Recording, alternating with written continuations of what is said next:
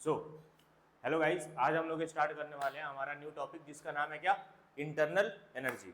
ठीक है, so let's begin the new topic.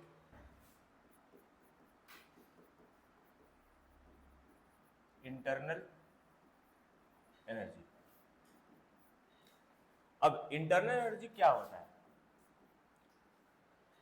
अब किसी भी सिस्टम पे या किसी भी चीज पे जितने भी टाइप्स ऑफ एनर्जी हैं वो क्या होती है, सारा इंटरनल एनर्जी होता है। जैसे ऑल टाइप्स ऑफ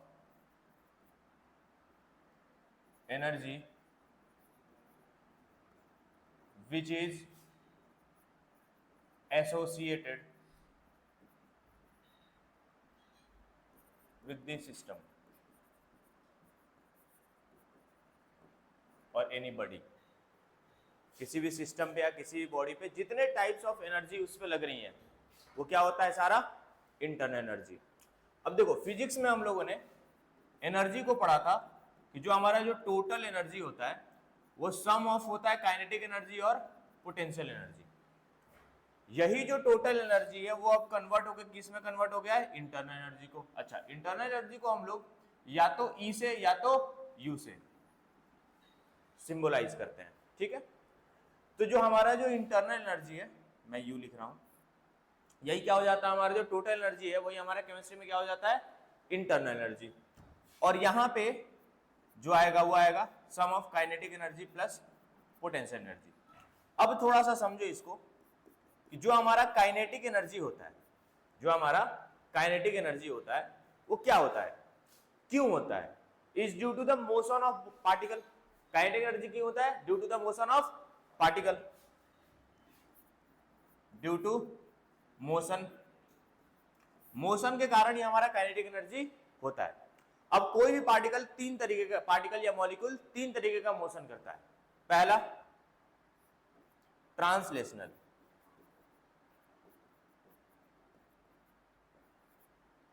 दूसरा रोटेशनल, ठीक है, और तीसरा वाइब्रेशनल। ठीक है, ट्रांसलेशनल मतलब ट्रैवल वाला, एक जगह से दूसरा, रोटेशनल रोटेट करने वाला, और वाइब्रेशनल वाइब्रेट करने वाला। जिसमें से अगर मैं बात करूं वाइब्रेशनल एनर्जी की, सॉरी वाइब्रेशनल मोशन की, ठीक है, तो ये सिर्फ हाई टेम्परेचर पे होता है, associated with only high temperature. सिर्फ कब होता है ये, हाई टेम्परेचर होता है। मॉलिक्यूल्स वाइब्रेट कब करते हैं, जब उनका टेम्परेचर बढ़ता है, सिंपल सीधा बात है। और रोटेशनल और ट्रांसलेशनल ये नॉर्मल के लिए हम लोग डिफाइन करते हैं। क्लियर है? ठीक है। वही अगर मैं बात करूं पोटेंशियल एनर्जी की, अब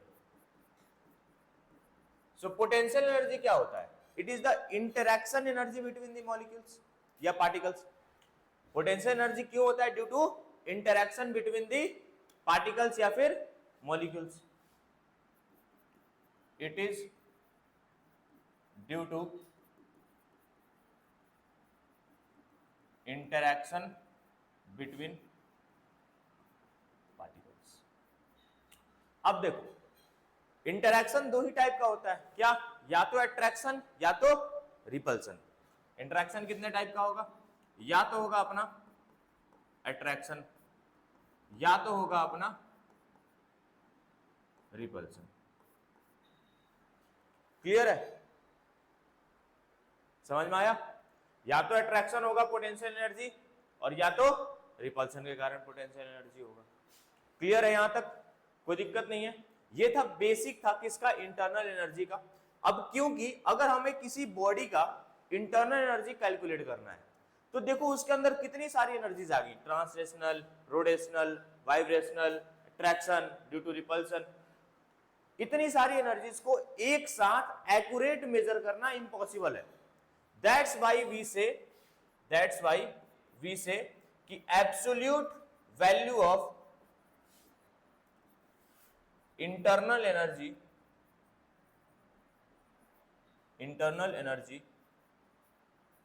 cannot be calculated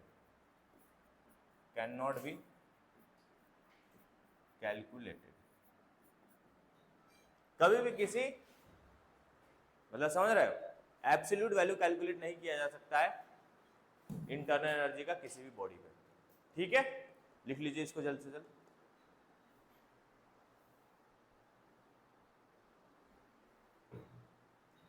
नेक्स्ट हम लोग देखेंगे, अब देखो इन केटीजी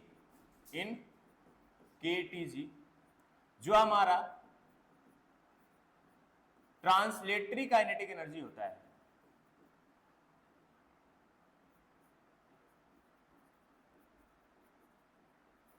वो क्या होता है 3/2 nRT, 3/2 nRT।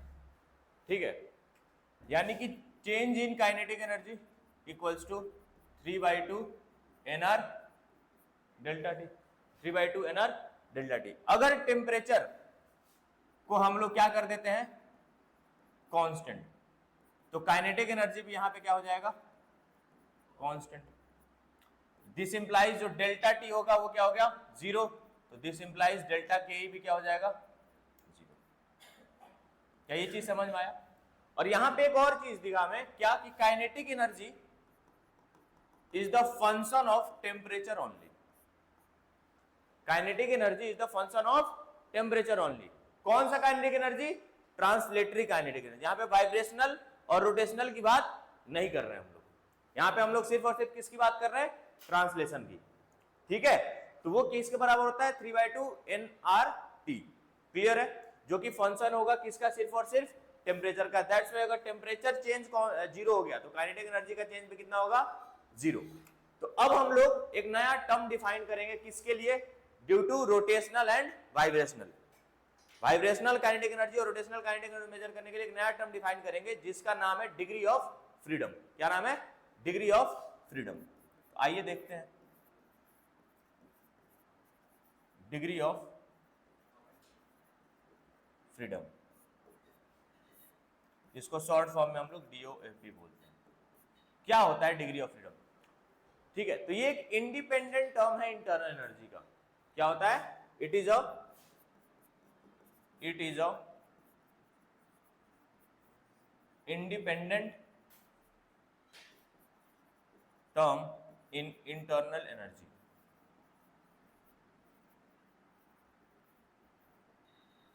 ये एक इंडिपेंडेंट टर्म है इंटरनल एनर्जी के अंदर।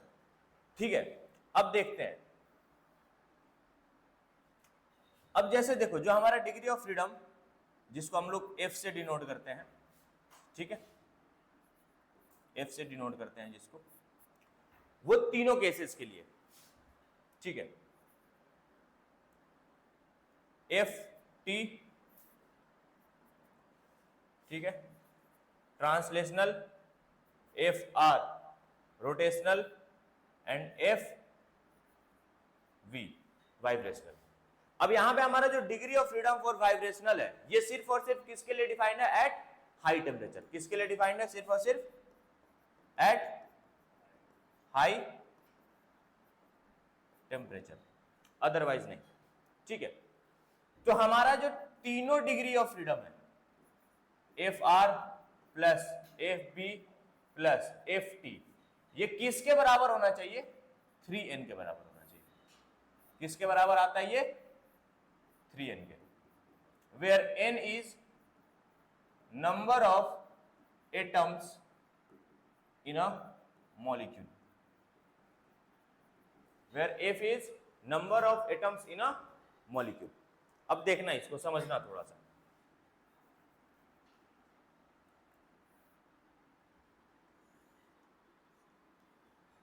ठीक है, यहां पे क्योंकि हम लोग डिग्री ऑफ फ्रीडम किसको डिफाइन करते हैं? गैस के लिए। डिग्री ऑफ फ्रीडम किसको डिफाइन करता है? गैसेस को। तो तीन टाइप के गैसेस दिखेंगे यहां पे हम लोग को, तीन टाइप के गैसेस दिखेंगे। सबसे पहले मोनो एटॉमिक। कौन सा गैस? Mono atomic. जैसे एग्जांपल के लिए अगर देखें तो हीलियम। मोनो एटॉमिक गैस के लिए जो हमारा ट्रांसलेशनल होगा, ट्रांसलेशनल मतलब क्या? आके जैसे मान लो टकराया और वापस चला गया, कोई गैस का मॉलिक्यूल आपस में आके टकराया और वापस चला गया, कितना होता है ये बताओ? 3। और ये सिर्फ और सिर्फ क्या होगा? 0 और 0। क्यों? क्योंकि मोनोएटॉमिक गैस के लिए रोटेशनल और वाइब्रेशनल मैटर नहीं करता, आता ही नहीं है। ठीक है, एक सिंगल अगर मोनोएटॉमिक गैस है जिसमें एक सिंगल एटम है तो कैसे रोटेट और वाइब्रेट, वो नहीं होता है, सिर्फ और सिर्फ क्या होगा, ट्रांसलेशनल। नेक्स्ट अगर मैं बात करूं फॉर डाइएटॉमिक,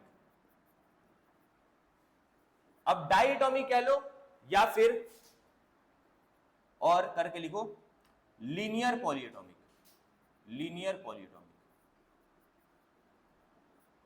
डाइएटॉमिक या फिर लीनियर पॉलीएटॉमिक। इसके लिए क्या होता है, ट्रांसलेशनल होता है अपना 3, रोटेशनल होता है 2, और जो वाइब्रेशनल होता है वो होता है 3n - 5। जरा इन तीनों को जोड़ो तो कितना आ रहा है, 3n आ रहा है क्या, और हमारा तीनों का सम भी कितना होना चाहिए, 3n। अब समझ में आया मैं क्या करने की कोशिश कर रहा हूं। नेक्स्ट आते हैं,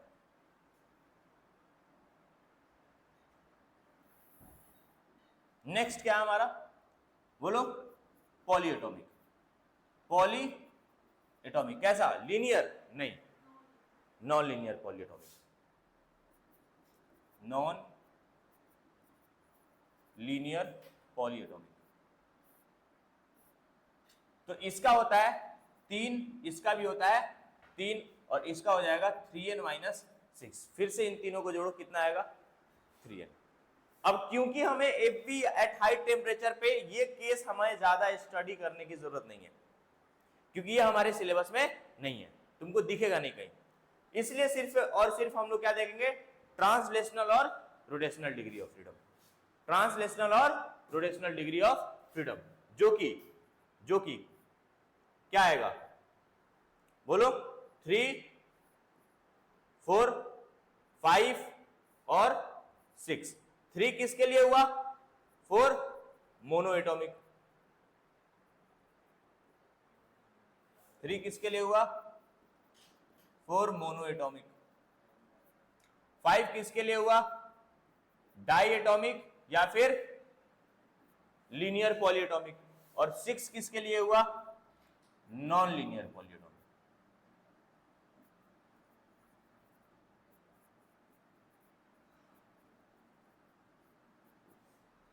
क्लियर है क्या, डिग्री ऑफ फ्रीडम का कॉन्सेप्ट समझ में आ गया होगा आई थिंक। ठीक है, ये एक इंडिपेंडेंट टर्म है इंटरनल एनर्जी में, ठीक है, समझ में आ गया। चलिए आगे बढ़ते हैं। अब देखिए जो U है हमारा, जो हमारा U है इंटरनल एनर्जी है। अब हम लोगों ने पढ़ा था क्या, काइनेटिक प्लस पोटेंशियल, और काइनेटिक एनर्जी में कौन कौन सा, तीनों मोशन, रोटेशनल, वाइब्रेशनल और ट्रांसलेशनल। तो और ये कैसा है, किसका फंक्शन है, टेम्परेचर का फंक्शन होता है चेंज इन काइनेटिक एनर्जी। तो हम लोग क्या यहां से लिख सकते हैं, Ft, देखो जरा यहां से जो अभी हम लोगों ने डिराइव किया, ये जो है ना 3/2 nRT, तो हम लोग यहां से डायरेक्ट अगर लिख दें क्या, Ft/2 nRT for translational plus Fv/2 nRT for vibrational plus Fr/2 nRT for rotational, और साथ में लिखो प्लस C किसके लिए, फॉर पोटेंशियल एनर्जी, C किसके लिए, फॉर पोटेंशियल एनर्जी। क्लियर है, अरे हाँ कि ना। तो अब देखो फॉर आइडियल गैस अगर हम लोग देखें, for ideal gas, ideal gas के केस में अगर हम लोग इंटरनल एनर्जी Ke + Pe रखें तो हमारा पोटेंशियल एनर्जी तो 0 हो जाएगा। क्यों सर, याद करिए मैंने अभी बोला कि पोटेंशियल एनर्जी जो है, जो हमारा पोटेंशियल एनर्जी है, यहां पे देखिए, it is due to the interaction between particle. ठीक है, अब आइडियल गैस में इंटरेक्शन क्या होगा, कांस्टेंट। कैसा होगा आइडियल गैस में इंटरेक्शन, कांस्टेंट। तो कांस्टेंट होने के कारण हमारा पोटेंशियल एनर्जी क्या हो जाएगा, 0। तो दैट्स वाई जो हमारी इंटरनल एनर्जी आएगी वो क्या आएगी, सीधे काइनेटिक एनर्जी के बराबर। क्लियर है, नोट कर लीजिए इसको।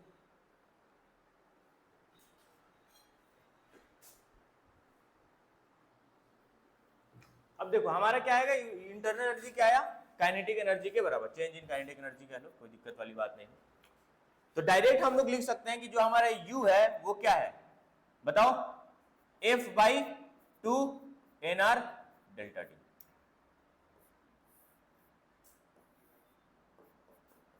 F/2 nr delta T. और अगर हम लोग टेम्परेचर को क्या कर दे कांस्टेंट, इसमें टेम्परेचर को क्या कर दे कांस्टेंट, तो चेंज इन टेम्परेचर क्या हो जाएगा 0। तो हमारा जो चेंज इन इंटरनल एनर्जी है वो भी क्या हो जाएगा 0। तो ये ध्यान रखिएगा, ये किसके लिए है, for ideal gas, for ideal gas. अगर टेम्परेचर चेंज 0 तो इंटरनल एनर्जी का भी चेंज क्या होगा 0, ठीक है। और for ideal gas kinetic energy या internal energy is the function of temperature, यहां पे दिख रहा है आपको। लेकिन वही अगर हम लोग रियल गैस करते तो टेम्परेचर और प्रेशर दोनों का फंक्शन आ जाएगा, अब वो हमें उधर जाना की जरूरत नहीं है, दैट्स व्हाई मैं उसे रहने देता हूं। अब इसी इंटरनल एनर्जी के बेसिस पे हम लोग डिफाइन करेंगे क्या, फर्स्ट लॉ ऑफ थर्मोडायनेमिक्स। क्या डिफाइन करेंगे, फर्स्ट लॉ ऑफ थर्मोडायनेमिक्स। आइए इसको नेक्स्ट पेज पे ले लेते हैं।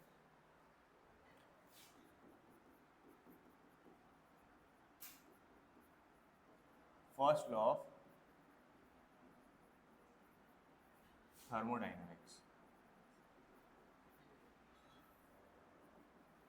जिसको हम लोग प्यार से फ्लॉट भी बोलते हैं, ठीक है, शॉर्ट में। अब फर्स्ट लॉ ऑफ थर्मोडायनेमिक्स क्या है, उसने सिंपल बोला कि change in internal energy equals to Q plus W, change in internal energy equals to Q plus W। अब बहुत जगह आप लोगों को देखा, अगर आपको मिल जाए delta Q plus delta W, ये गलत है। क्यों, डेल्टा Q पॉसिबल ही नहीं है। डेल्टा Q क्या होता है, वो चेंज इन इंटरनल एनर्जी क्या है, स्टेट फंक्शन, बट वर्क और ये हमारा हीट क्या है, पाथ फंक्शन। ये दोनों क्या है, पाथ फंक्शन, ठीक है, क्लियर है ना। हाँ, हम लोग ये लिख सकते हैं, क्या लिख सकते हैं कि du equals to dq plus dw, ये लिख सकते हैं हम लोग। This is our first law of thermodynamics, ठीक है। और ये किस पे बेस्ड है, ये बेस्ड है एनर्जी कंजर्वेशन पे, बेस्ड ऑन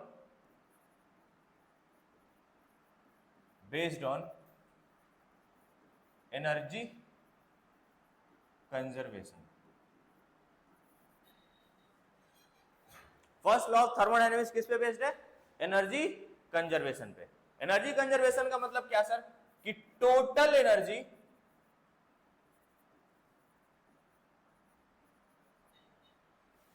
इज कंजर्व्ड या कांस्टेंट, जो कह दीजिए, टोटल एनर्जी इज कंजर्व्ड या कांस्टेंट। क्लियर है, समझ में आ रहा है। First law of thermodynamics, sir total energy किसका, यूनिवर्स का मान लो, ठीक है, कोई दिक्कत तो नहीं यहां तक, ठीक है। अब हम लोग देखते हैं अलग अलग केसेस ये फर्स्ट लॉ ऑफ थर्मोडायनेमिक्स में। सबसे पहले देखते हैं हम लोग केस 1।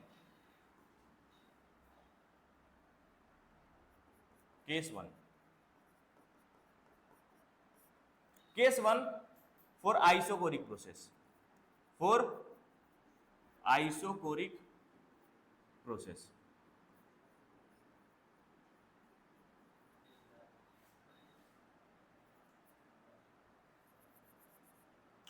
मान लो ये हमारा वेसल है, ये ऐसे, और ये जो है ना, इसको मैंने फिक्स कर दिया यहां पे, ये ऐसे जो है इसको फिक्स कर दिया मैंने, ठीक है, अंदर। क्लियर है, वॉल्यूम मतलब क्या हो गया, इसका फिक्स हो गया, वॉल्यूम में कोई चेंज नहीं आ रहा है। अब अंदर हम लोगों ने मान लो इसको हीट कर दिया, यहां से इसको मान लो यहां से हीट कर दिया, क्यू गया, क्यू का ट्रांसफर हो गया, कोई दिक्कत वाली बात नहीं है। अब क्योंकि वॉल्यूम चेंज हुआ है, सॉरी वॉल्यूम चेंज क्या है, कांस्टेंट 0, तो जो हीट अंदर गया वो अंदर ही रह जाएगा, बाहर निकल के नहीं आएगा। जरा इसको फर्स्ट लॉ ऑफ थर्मोडायनेमिक्स से समझते हैं।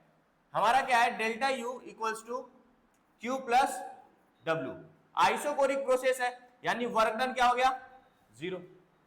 आइसोकोरिक प्रोसेस है यानी वर्क डन क्या हो गया सर 0, अरे minus P DV. Minus P W से वर्क डन क्या हो गया, 0। यानी कि जो हमारा चेंज इन इंटरनल एनर्जी वो किसके बराबर हो गया, हीट के बराबर। किसके बराबर हो गया, हीट के बराबर, आइसोकोरिक प्रोसेस में। कोई दिक्कत, क्लियर है? मतलब कि मान लो इसको ऐसे समझो इस एग्जांपल से कि तुमको 100 रुपए दिए गए, ठीक है, अब वो 100 रुपए तुमने रख लिए, उसका कुछ यूज नहीं किया, उसका कुछ यूज नहीं किया, तुमने जो तुमको पैसा दिया गया वो तुमने रख ही लिया। समझ में आ रहा है, क्लियर है ना? और वो 100 रुपए दिए, कैसे पता करें अगर हम लोग कि तुम, अच्छा देखो डायरेक्ट अब एग्जैक्ट तो पता नहीं कर सकते कि कितने दिए गए हैं, मान लो अगर नहीं पता हो तो तुम क्या निकाल सकते हो, चेंज। क्या निकाल सकते हो, चेंज। कि भाई मान लो पहले मेरे पास x था, अब मुझे क्या मिल गया, +100, तो टोटल कितना हो गया, x + 100, तो चेंज कितने का आया, 100 का। हमें नहीं पता कितने आए, लेकिन हमें क्या पता चल गया, चेंज पता चल गया कि चेंज कितने का है, 100 का है। क्लियर है ये चीज? ठीक है, आइसोकोरिक प्रोसेस हो गया। नेक्स्ट देखते हैं हम लोग आइसोथर्मल प्रोसेस।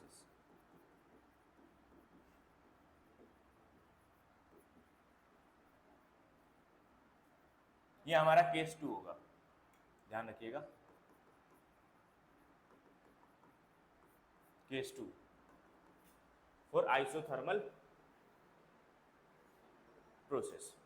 आइसोथर्मल होने का मतलब सर टेम्परेचर क्या हो गया भैया अपना, कांस्टेंट। टेम्परेचर क्या हो गया, कांस्टेंट। अब जरा ये delta U equals to Q plus W.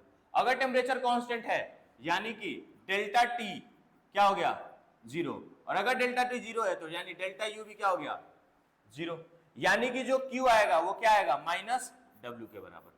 Q आएगा वो क्या आएगा, -w के बराबर। इसका मतलब क्या, इसका मतलब ये कि मान लो जो वेसल है, मान लो जो वेसल है, यहां पे जो अपना पिस्टन है, ठीक है, जो हीट अंदर आ रहा है वो हीट खर्च हो जा रहा है इसको ऊपर नीचे करने में।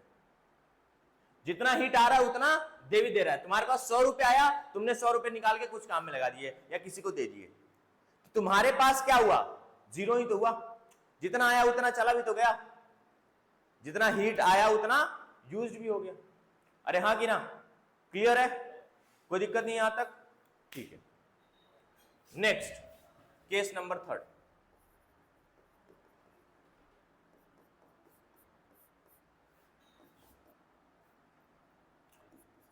Isobaric process. आइसोबेरिक प्रोसेस यानी क्या सर, प्रेशर हो गया क्या, कांस्टेंट। क्या हो गया, प्रेशर कांस्टेंट। अब आइए delta U Q plus W. अब अगर प्रेशर कांस्टेंट हो गया, सॉरी आइसोबेरिक समझाया था मैंने कि नहीं, आइसोबेरिक, चलिए आइसोबेरिक से पहले आप फिर ये समझिए, एडियाबैटिक समझिए। आइसोबेरिक क्लास में समझेंगे, आसान रहेगा। एडियाबैटिक मतलब क्या, क्यू कांस्टेंट, डेल्टा क्यू 0, कोई दिक्कत नहीं है, और डेल्टा क्यू 0, क्यू 0 हो गया यहां पे। अब देखो तो यानी जो क्या आया, डेल्टा यू आया, वो किसके बराबर आ गया, वर्क के बराबर आ गया। किसके बराबर आ गया, वर्क के। जैसे इसको कैसे समझे सर, जैसे मान लीजिए ये हमारा एक पूरा, ठीक है, और इसमें हम लोगों ने वेसल को रख रखा है फिक्स करके। ये हमारा एडियाबैटिक है, हीट बिल्कुल नहीं होगा एक्सचेंज अंदर, यानी जो हीट आ रहा है कहीं बाहर से नहीं आ रहा है। जैसे मान लो क्लास में 2 लोग हैं, अब वो दोनों में ही आपस में इंटरेक्शन हो रहा है। तुम्हारे पास जो है, जैसे पहले आइसोकोरिक के प्रोसेस में, आइसोकोरिक प्रोसेस में क्या होता था कि तुम्हें 100 रुपया बाहर से मिलता था, तुम फिर उसको क्या करते थे, रख लेते थे। आइसोथर्मल में क्या होता था, 100 रुपया आया तो 100 रुपया चला भी गया। लेकिन एडियाबैटिक में कहीं बाहर से नहीं आ रहा है, तुमने अपना पैसा ही किसी काम में लगा दिया, तुमको कहीं बाहर से नहीं मिला। समझ में आ रहा है, तुमने अपने वाला ही यूज कर दिया, अपने वाला ही इंटरेक्ट कर दिया। तो यहां पे भी वही हो रहा है कि आपस में हीट को मिल रहा है, और जितना हीट मिल रहा है वो सारा किसके बराबर, किस में कन्वर्ट हो जा रहा है, वर्क में। जितना हीट मिल रहा है वो किस में कन्वर्ट हो जा रहा है, वर्क में। क्लियर है, बाहर से कहीं से कोई रिलेशन नहीं आ रहा है। चमक रहा है कि नहीं चमक रहा है। लास्ट केस है, अच्छा एक चीज और, एडियाबैटिक में दो केसेस बनते हैं। क्यों सर? मान लो ये जो वेसल फी जो है ये ऐसे दो केसेस बनते हैं यहां पे, इसको आइए समझते हैं। पहला बनता है कंप्रेशन का, अरे हाँ कि ना, और दूसरा बनता है एक्सपेंशन का। प्रेशर में चेंज आएगा तो क्या जो हमारा वेसल होगा, जो हमारा ये है पिस्टन, वो ऊपर नीचे होगा कि नहीं होगा यार, हाँ कि ना? तो कंप्रेशन के केस में क्या समझो, यहां पे कंप्रेशन के केस में यानी कि क्या हुआ, कंप्रेशन में क्या होता है, work done by the external होता, गैस पे वर्क डन होता है ना, work done on the gas, तो वर्क डन क्या होगा यहाँ पे, वर्क क्या होगा, पॉजिटिव। अगर वर्क पॉजिटिव है तो हमारा यू भी क्या होगा, पॉजिटिव। यू भी क्या होगा, पॉजिटिव। देखो ना डायरेक्टली इक्वल है ना, वर्क पॉजिटिव है तो यू भी क्या होगा, पॉजिटिव। क्लियर है? वही अगर मैं एक्सपेंशन की बात करूं तो हमारा वर्क क्या हो जाएगा, नेगेटिव, तो यू भी क्या हो जाएगा, नेगेटिव। अब देखो देखो देखो देखो देखो, वर्क यहां पे पॉजिटिव, डेल्टा यू पॉजिटिव, यानी कि अगर इंटरनल एनर्जी बढ़ रहा है तो टेम्परेचर भी क्या होगा, बढ़ेगा। और टेम्परेचर बढ़ रहा है यानी कौन सा हो गया, ये हीटिंग। कौन सा केस हो गया, हीटिंग। तो जब कंप्रेशन होगा हीट क्या हो जाएगा, बढ़ जाएगा, टेम्परेचर क्या हो जाएगा, बढ़ जाएगा कंप्रेशन के केस में।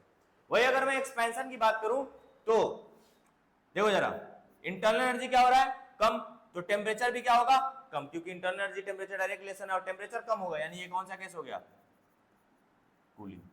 कौन सा केस हो गया, कूलिंग। तो कंप्रेशन में क्या होता है, हीटिंग, और एक्सपेंशन में क्या होता है, कूलिंग। क्लियर है? अरे हाँ कि ना यार, ठीक है। एक लास्ट बच रहा है, उसको हम लोग देख लेते हैं। लास्ट केस, केस नंबर कौन सा था ये, थर्ड था ना, फोर्थ देख लेते हैं हम लोग। केस नंबर 4 जो कि किसका है, अपना आइसोबैरिक का।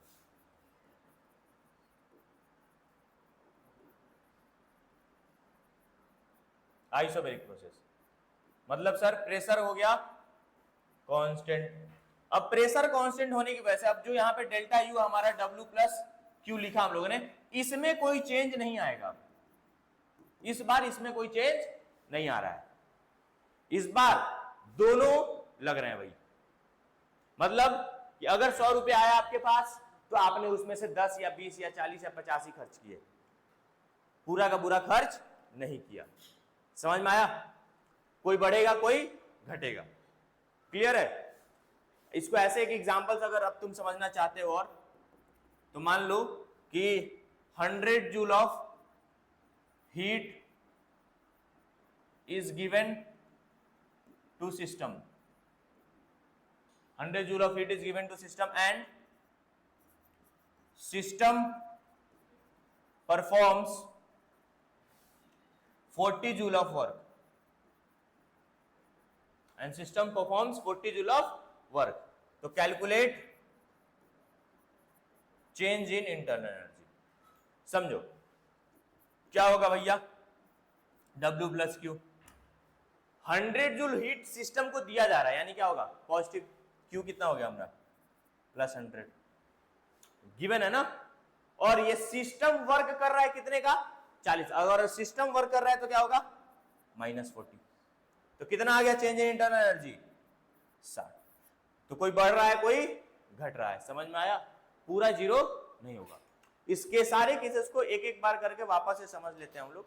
पहला केस था हमारा फर्स्ट लॉ ऑफ थर्मोडायनेमिक्स समझने का, क्या, आइसोकोरिक, जिसमें हम लोगों ने वॉल्यूम को कांस्टेंट कर दिया।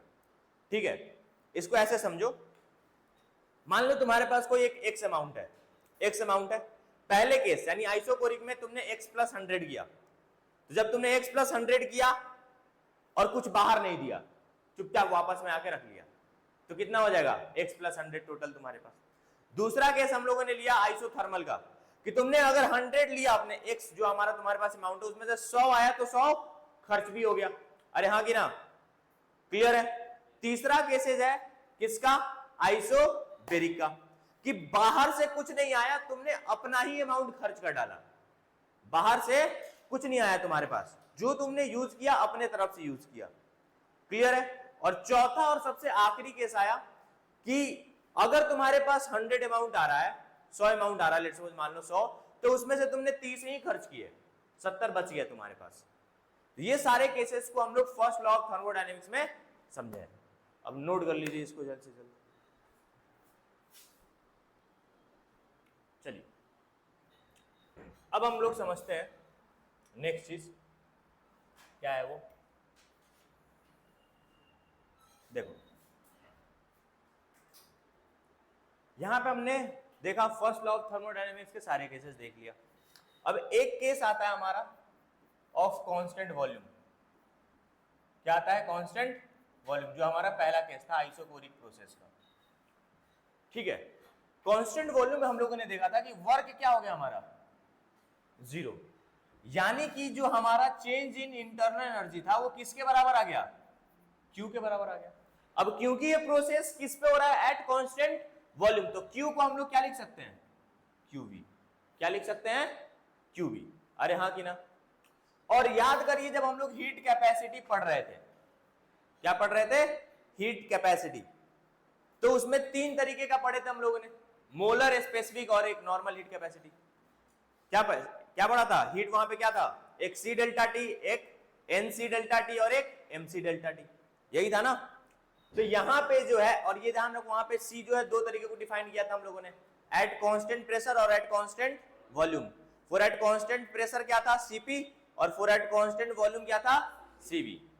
तो अगर जो हम लोग हीट निकालेंगे इसका QV, वो क्या हो जाएगा, NCV delta T।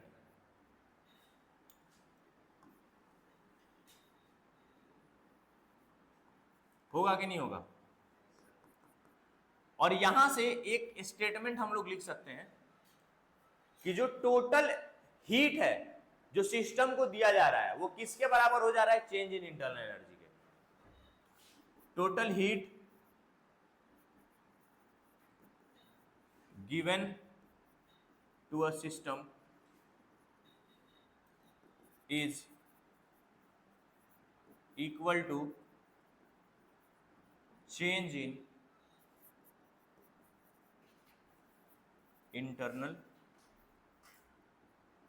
Energy, is equal to change in internal energy. मतलब जितना हीट हम लोग दे रहे हैं वो सारा का सारा किस में कन्वर्ट हो रहा है, इंटरनल एनर्जी में। क्लियर है। वहां से QV इक्वल टू क्या आ गया, NCV डेल्टा T। ठीक है ना, कोई दिक्कत तो नहीं, लिखिए इसको। अब हम लोग CV हमारा क्या होता है, CV की वैल्यू क्या होती है, FR/2। CV क्या होता है, FR/2। अब डिफरेंट गैसेस के लिए एक बार हम लोग CV निकालना भी देख लेते हैं। ठीक है, आइए CV for different gases.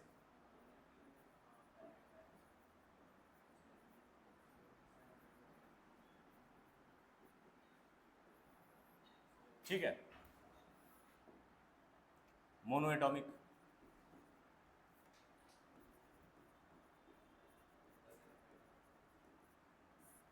Monoatomic gas के लिए अपना CV देखते हैं। अच्छा ये भी ध्यान रखना, पहले आप लिख ही लेते हैं। फिर डाईएटॉमिक, फिर लीनियर पॉलीएटॉमिक,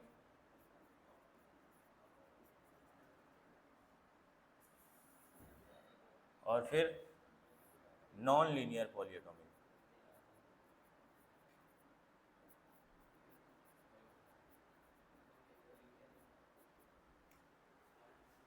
ठीक है,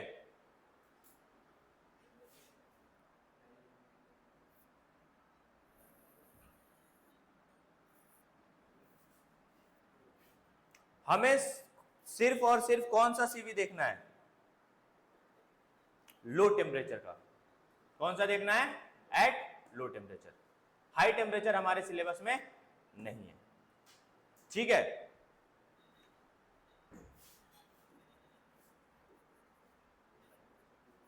मैं सोचा था हाई टेम्परेचर ही बता दूं, बट ये अपने सिलेबस में नहीं है। ठीक है, तो लो टेम्परेचर का देख लेते हैं। फॉर मोनोएटॉमिक, मोनोएटॉमिक के लिए देखो क्या होता है, सीवी क्या होता है, FR/2। सीवी क्या होता है, FR/2। तो F फॉर मोनोएटॉमिक कितना होता है, 3, तो क्या हो जाएगा 3R/2। वही F फॉर डायटॉमिक कितना हो जाता है 5, तो क्या आ जाएगा 5R/2। F for linear polyatomic क्या होता है 5 ही होता है, तो 5R/2। F for non linear polyatomic कितना हो जाएगा 6R/2, यानी कितना आ जाएगा 3R। क्लियर है, ये सारे सीवीज की वैल्यू है फॉर डिफरेंट गैसेस। क्लियर है, लिखिए इसको। यहां पे अपना सारा इंटरनल एनर्जी खत्म होता है। ठीक है,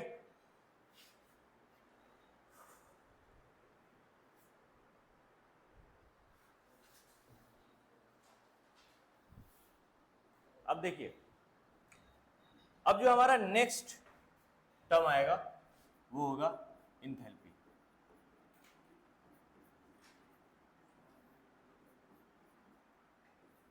सबसे पहले मन में क्वेश्चन तो ये आना चाहिए, सर इंथैल्पी आया ही क्यों?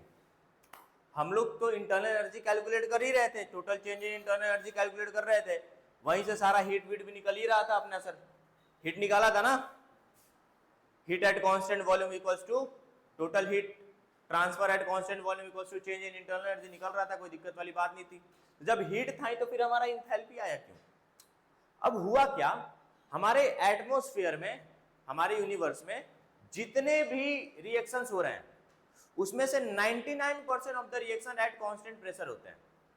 उसमें से 99% ऑफ द रिएक्शंस क्या होता है एट कांस्टेंट प्रेशर। देखो ना सराउंडिंग में जितना भी टेम्परेचर या रिएक्शंस हो रहा है क्या हो रहा है, एट कांस्टेंट प्रेशर हो रहा है, एट कांस्टेंट एटमॉस्फेरिक प्रेशर हो रहा है। बट हम लोगों ने जो हमारा चेंज इन इंटरनल एनर्जी निकाला था वो क्या निकाला था, किस पे निकाला था, एट कांस्टेंट वॉल्यूम। वो किस पे निकाला था, एट कांस्टेंट, अरे हाँ कि ना? तो वो तो पॉसिबल ही नहीं हो पाता। फिर हर एक फिर केमिकल रिएक्शंस को फिर कैसे देखते हैं हम लोग, फिर कैसे निकलता है हमारा हीट चेंज, क्योंकि वो तो सिर्फ कांस्टेंट वॉल्यूम पे। और नेचुरली कोई रिएक्शन हमारा कांस्टेंट वैल्यू, नेचुरली या कितना कोई भी रिएक्शन करा लो कांस्टेंट वॉल्यूम पे होता है नहीं। बहुत कम रिएक्शंस हैं ऐसे जो कांस्टेंट वॉल्यूम पे होते हैं।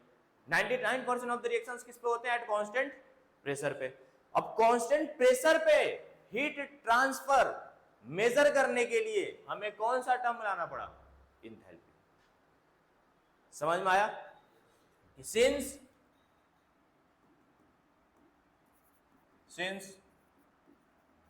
most of the reactions occurs at constant pressure, therefore we have to introduce a new term जिसका नाम क्या रखा है हम लोगों ने, इंथैल्पी।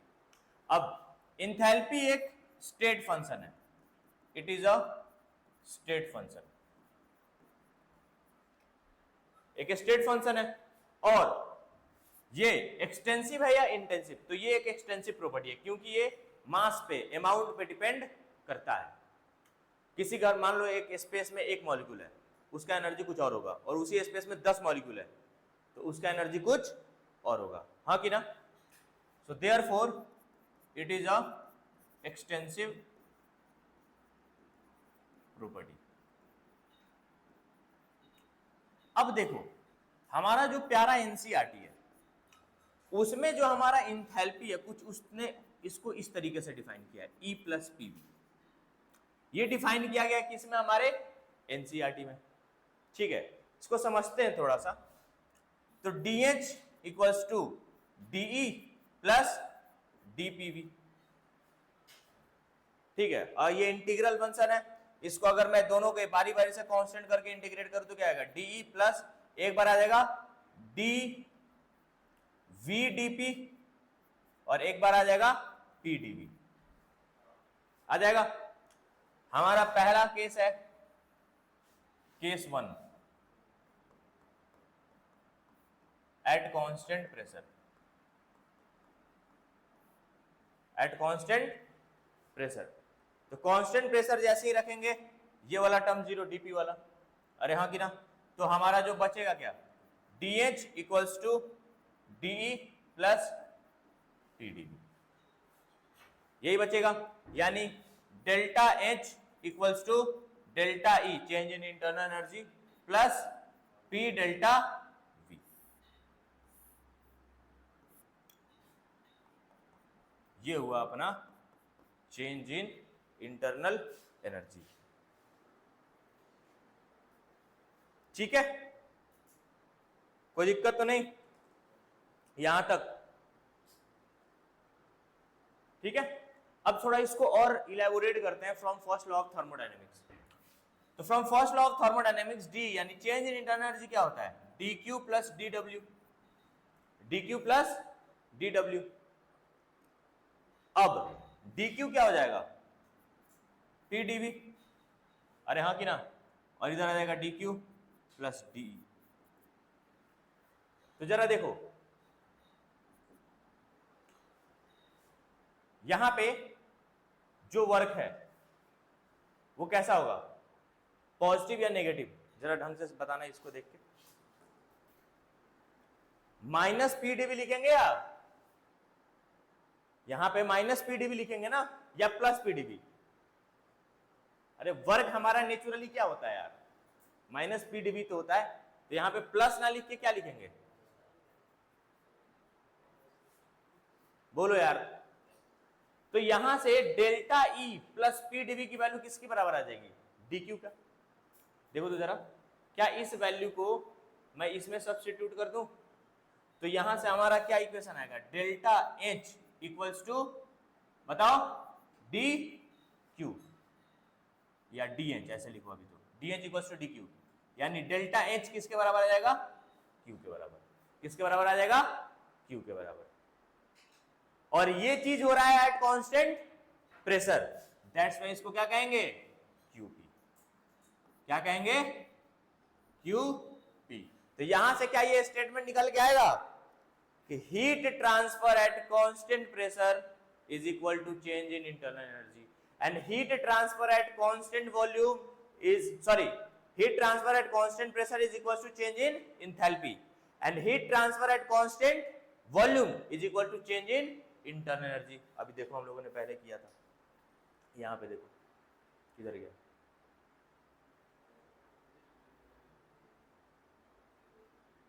ये देखो, heat given to a system, अच्छा at constant volume लिख लो, at constant volume, at constant volume is equal to change in internal energy। यही आया था हमारा इक्वेशन, अरे हाँ कि ना? और यही हमारा यहाँ पे देखें कि अगर हमने वॉल्यूम को कांस्टेंट किया तो इंटरनल एनर्जी का चेंज आ गया, और प्रेशर को कांस्टेंट कर दिया तो किसका चेंज आ गया? इंथैल्पी का चेंज आ गया। तो अब देखना, यहां से हम लोग डायरेक्ट जो हमारा आया है delta H equals to QP, वो क्या लिख सकते हैं? अब क्यूपी क्या होता है? NCP delta T. तो डेल्टा एच की वैल्यू कितना आ जाएगा? एन सीपी डेल्टा टी, हाँ कि ना? और वही अगर डेल्टा ई कैलकुलेट कर रहे थे तो कितना आ रहा था? N CV delta T. क्या ये चीज समझ में आया? क्या ये चीज समझ में आया कैसे हुआ एट कांस्टेंट वॉल्यूम और एट कांस्टेंट प्रेशर का थिंग? क्लियर है? चलिए नोट कर लीजिए इसको, और चाहे तो यहाँ पे लिख लीजिए ये स्टेटमेंट के फॉर्म में, heat transfer at constant pressure is equal to change in enthalpy, is equal to change in enthalpy। कोई डाउट? अच्छा पीछे वाला पेज, ओके, लिखना है, लिखो, जल्दी लिखिए इसे। तो देखिए अब यहाँ पे जैसे कि हम लोगों ने देखा डेल्टा ई हो गया अपना एनसीवी डेल्टा टी, और डेल्टा एच हो गया एनसीपी डेल्टा टी। एक रिलेशन और याद रखिएगा कि CP minus CV equals to क्या होता है R, CP minus CV equals to क्या होता है आर। और यहां पे हम लोगों ने सीवी पहले देख लगा था क्या, एफ आर बाई 2। सीपी क्या होता है सर, सीपी होता है F by 2 plus 1 into R, F by 2 plus 1 into R. ये दोनों चीजें, ये सारे फॉर्मूलेज आप लोग याद रखिएगा।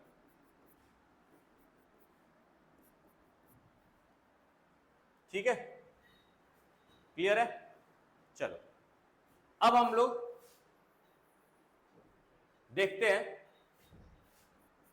For new case, for any chemical reaction to अकर।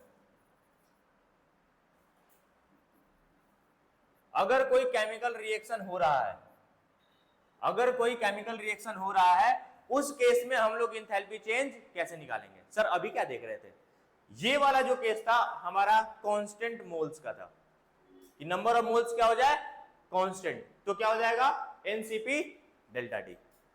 दूसरा सिनेरियो हम लोग क्या ले रहे हैं, अगर कोई केमिकल रिएक्शन हो रहा है तो उसमें एंथैल्पी चेंज कैसे निकाला जाए भाई। अगर कोई केमिकल रिएक्शन हो रहा है तो उसमें एंथैल्पी चेंज हम लोग कैसे निकालेंगे। ठीक है, तो जरा देखिए हमारा फॉर्मूला है DH equals to DE plus क्या है DPV, क्या है DPV, क्योंकि ये आइडियल गैस के लिए है। तो भैया यहां से डायरेक्ट हम लोग सब्स्टिट्यूट कर सकते हैं कि DE प्लस DNRT। अरे हाँ कि ना, लिख सकते हैं ना। तो देखो जरा, तो DH equals to D plus, अब देखो ये जो अपना DNRT है, नंबर ऑफ मोल्स क्या है कांस्टेंट होगा क्या किसी केमिकल रिएक्शन में, जरूरी नहीं है। ये जरूरी है क्योंकि ये रिएक्शन कैसा है गैसियस। कैसे भाई गैसियस मोल्स भी तो इन्वॉल्व होंगे उसमें, गैसेस के मोल्स जरूरी थोड़ी हो कि कांस्टेंट है। सब पूरे केमिकल के रिएक्शंस, केमिकल रिएक्शन का जो नंबर ऑफ मोल्स है रिएक्टेंट और प्रोडक्ट में इक्वल होना चाहिए ना, लेकिन जरूरी नहीं कि गैसियस मोल्स इक्वल हो। तो यहां पे जो हम लोग डेल्टा एन बाहर निकालेंगे वो लिखेंगे delta N G, change in number gaseous moles, change in gaseous moles, और आर टी, ये फॉर्मूला है। इसको थोड़ा सा अगर ढंग से लिख दें हम लोग तो delta H equals to delta E plus delta N G R T.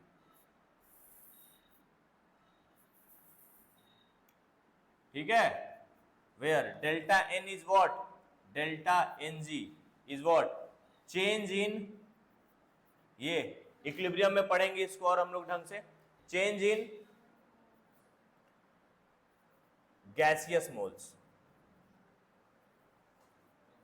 Change in gaseous moles, यानी डेल्टा एन जी की जो वैल्यू होती है क्या होती है, number of moles, number of gaseous moles of product minus number of gaseous moles of reactant. Clear है, ये लिख लीजिए आप लोग, number of gaseous moles of product minus number of gaseous moles of reactant. वहां पे हम लोग निकाल सकते हैं एंथैल्पी। एक एग्जांपल करके देख लेते हैं अभी। जैसे मान लीजिए कि Mg plus half O2 gaseous, ये तो सॉलिड है अपना, gives MgO, gives MgO magnesium oxide solid. ठीक है, अब जरा इस सिनेरियो में आप डेल्टा H जो है निकालिए।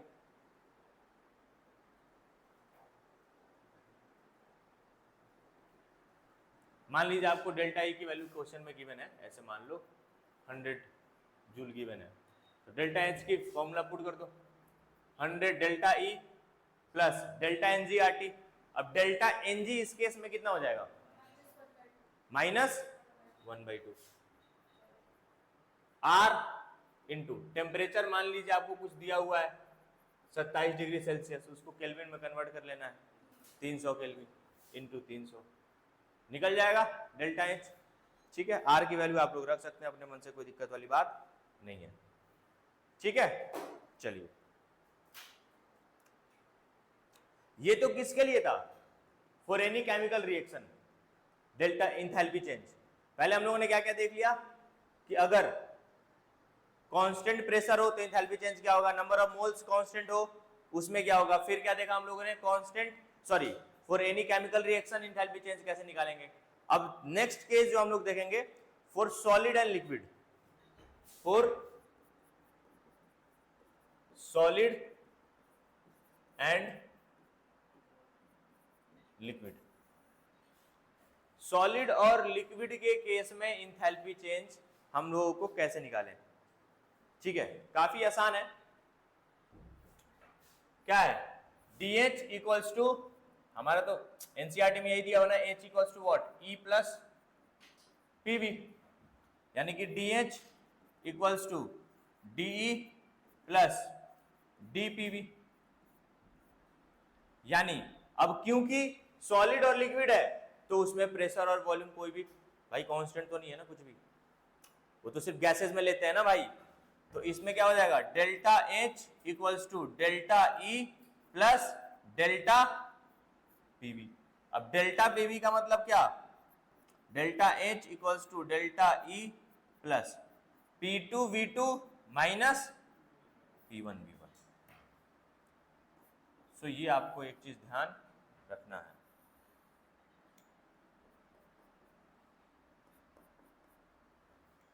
For solid and liquid, clear है क्या?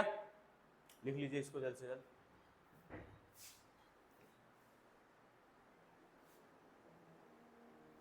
सर यहां पे पीवी को एनआरटी में चेंज क्यों नहीं कर दिया? ये आइडियल गैस नहीं है। यहां पे आप पीवी इक्वल्स टू एनआरटी, तो यहां पे ये समझ में आ गया कि पीवी इक्वल्स टू एनआरटी क्यों नहीं लिख सकते, क्योंकि एक आइडियल गैस का केस नहीं है। तो और सीवी इक्वल्स टू FR/2 भी नहीं लिख सकते और CP equals to F/2 + 1R भी नहीं लिख सकते, because it is not a scenario of ideal gas. ठीक है, अब जितनी भी चीजें पढ़ी उससे रिलेटेड क्वेश्चंस कर लेते हैं हम लोग थोड़ा सा एग्जांपल से। आइए, ये रहा आपके पास एक क्वेश्चन। ठीक है, करते हैं इसको। क्या कह रहा है कि 100 litre water is placed in an adiabatic bath eight 1 atm pressure. ठीक है, देखो इस लाइन बाय लाइन इसको पढ़ो, थोड़ा समझ में आएगा कि 100 लीटर वाटर है जो कि प्लेस्ड है एक एडियाबैटिक पाथ में। अब एडियाबैटिक पाथ में प्लेस्ड है, ठीक है, समझ में आ गया। 1 atm प्रेशर में कह रहा है कि प्रेशर इज सडनली इंक्रीज्ड, अचानक से प्रेशर क्या किया गया है, इंक्रीज किया गया। अगर अचानक से प्रेशर इंक्रीज किया गया यानी कि प्रोसेस समझ में आ गया कि इरिवर्सिबल प्रोसेस है। प्रोसेस कैसा है, इरिवर्सिबल। ऊपर से एडियाबैटिक है यानी कि हीट क्या हो गया, 0। ठीक है, 100 atm का प्रेशर इंक्रीज कर दिया गया एंड वॉल्यूम, जब प्रेशर इंक्रीज कर रहा है तो वॉल्यूम कितने से घट जा रहा है, 1 लीटर से। तो कह रहा है फाइंड, तो पहला हीट फाइंड करना है, तो हीट तो यहीं पे क्या हो गया, 0 ड्यू टू एडियाबैटिक बात। क्लियर है? अब आते हैं वर्क। अब ये इरिवर्सिबल प्रोसेस है ना, तो इरिवर्सिबल प्रोसेस में मैंने तुमको एक ही चीज बताया कि कोई भी इरिवर्सिबल प्रोसेस दिखे वहां पे वर्क क्या बोल देना, -P dt। क्या हो जाएगा, -P delta V, sorry -P delta V। अब देखो यहां पे एक दिक्कत है, सर डेल्टा V तो लिख देंगे, क्या कितना, V2 माइनस V1। अभी देखना उसमें भी दिक्कत होगा, अभी फंसोगे इसमें, और -P है। तो यहाँ पे ये जो प्रेशर, एक्सटर्नल प्रेशर जो कांस्टेंट है, ये कौन लिखेंगे? अब बताओ, इसमें 1 atm लिखेंगे या 100 atm लिखेंगे? कौन सा लिखेंगे, ये वाला या फिर ये वाला? समझो, क्या लिखेंगे, 1 वाला है भाई, 1 वाला। ठीक है, समझो। कह रहा है पहले 1 atm था, ठीक है, और सडनली इंक्रीज करने के बाद कितना हो गया, 100। तो भाई इसी पॉइंट से जो चेंज हो रहा है प्रेशर का, जो प्रेशर का चेंज हो रहा है वो तो क्या है, कांस्टेंट है ना। और वो कांस्टेंट कितना है, 100। वो कांस्टेंट कितना है, 100। भाई शुरुआत में 100, सडन चेंज हो रहा है ना, ऐसा नहीं धीरे धीरे धीरे धीरे चेंज हो रहा है। तो कांस्टेंट प्रेशर कितना हो गया, 100। ये कांस्टेंट प्रेशर ही तो है जो बाहर आया है। अरे हाँ कि ना? अब चलो V2/V1 में लोग अब देखो यहाँ पे फंसेंगे, यहां से निकलने के बाद यहाँ फंस जाएंगे। क्या? तो सर वॉल्यूम में काम करते, ये हो गया 100 और ये हो गया -1 लीटर। गलत हो जाएगा भाई। V2 का मतलब क्या कि जो चेंज होके बचा कितना है, 100 - 1 99, और इनिशियल कितना था, 100। V2 कितना हो गया, 99, और पहले कितना था, 100। So this is your answer. Clear है? वर्क कितना आ जाएगा? 100 ATM लीटर। कितना आ जाएगा? प्लस का 100 ATM लीटर। इसको जूल में कन्वर्ट करने के लिए तरीका बताया था मैंने, 100 इंटू 101.3 से मल्टीप्लाई कर दो, जूल में कन्वर्ट हो जाएगा। ठीक है, अब आ जाओ डेल्टा एच। अब देखो सबसे पहले तो तुमसे डेल्टा एच पूछा है, तो हमने 3-4 सिनेरियोस पढ़े थे डेल्टा एच का। क्या सर? कांस्टेंट वॉल्यूम का, कांस्टेंट मोल्स का, आइडियल गैस का, है ना। और एक क्लास में हम लोगों ने क्या पढ़ा था? सॉलिड और लिक्विड का। तो जरा ये देखो, तो ये उसी का है क्या? क्या ये सॉलिड और लिक्विड का ही है? अरे हाँ कि ना? ठीक है, तो डायरेक्ट फॉर्मूला लगाओ। क्या सर? डेल्टा एच इक्वल्स टू क्या था? Delta E. अच्छा, डेल्टा ई भी फाइंड करना पहले, ओके सॉरी भूल गया था। डेल्टा ई कितना आएगा? डेल्टा ई आएगा Q प्लस W। अब क्योंकि एडियाबैटिक प्रोसेस है तो Q क्या हो गया? 0। और वर्क हम लोगों ने निकाल रखा है कितना? 100 ATM लीटर। अब ये डेल्टा ई को पुट कर देंगे डेल्टा एच में, और V2 V1 sorry P2 V2 minus P1 V1 यहां पे कर देंगे डेल्टा एच में। तो क्या हो जाएगा? डेल्टा ई यानी कि कितना? 100 प्लस P2 V2 कितना हो जाएगा? देखो P2 कितना है? P2 कितना है? 100 इंटू V2 कितना है? 99 माइनस P1 कितना है? 1 इंटू V1 कितना है? 100। क्लियर है? निकल जाएगा। तो ये एक बढ़िया क्वेश्चन था, इसको करेंगे। ठीक है, और भी क्वेश्चंस करेंगे अभी हम लोग। ठीक है, चलिए।